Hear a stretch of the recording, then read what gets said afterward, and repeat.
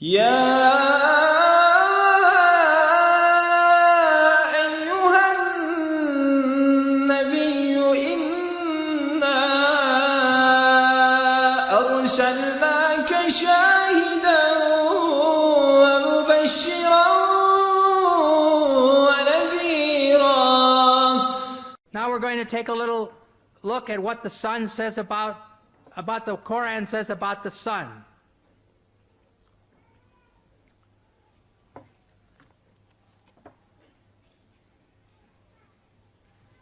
In the Surah of the Kahf, 1886, it says, until when Zul Qarnayn, that's Alexander the Great, reached the setting of the sun, he found it set in a spring of murky water.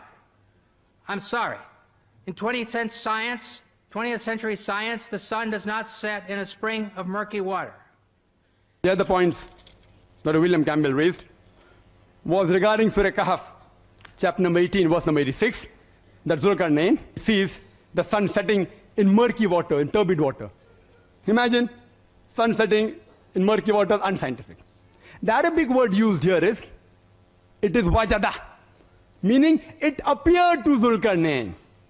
And Dr. William Campbell knows Arabic. So wajada means, if you look up in the dictionary also, it means it appeared. So Allah subhanahu wa ta'ala is describing what appeared to Zulkarnain. If I make a statement, that the student in the class said 2 plus 2 is equal to 5. And you say, oh, Zakir said 2 plus 2 is equal to 5. I didn't say. I'm telling the student in my class that 2 plus 2 is equal to 5. I'm not wrong, the student is wrong. There are various ways to try and analyze this verse. One is this way, according to Muhammad Asad, that wajada means it appeared to Zulkarnain. Point number 2. The Arabic word used is maghrib. It can be used for time as well as place. When we say sunset, sunset can be taken for time. If I say the sun sets at 7 p.m., I'm using it for time. If I say the sun sets in the west, it means I'm taking it for place. So here, if you use the word maghrib for time, so Zulkarnain not reached that place of sunset, use it at time. He reached at the time of sunset. The problem is solved. Furthermore, you can solve it in various ways. Even if Dr. William Campbell says, no, the basic assumption is too much.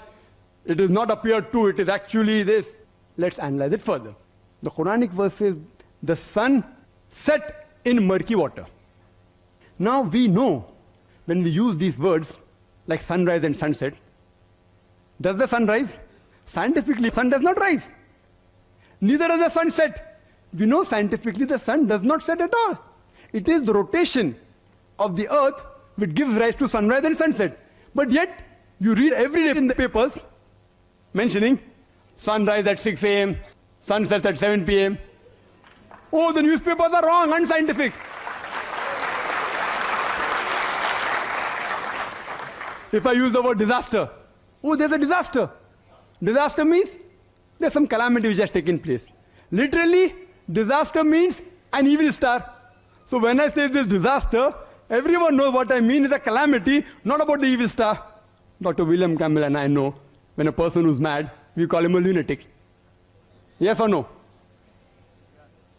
At least I do, and I believe Dr. William Campbell also will be doing that. We call a person a lunatic. He's mad.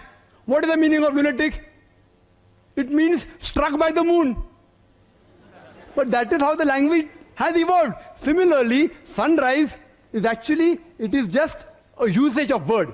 And Allah has given the guidance for the human beings also. He uses so that we understand.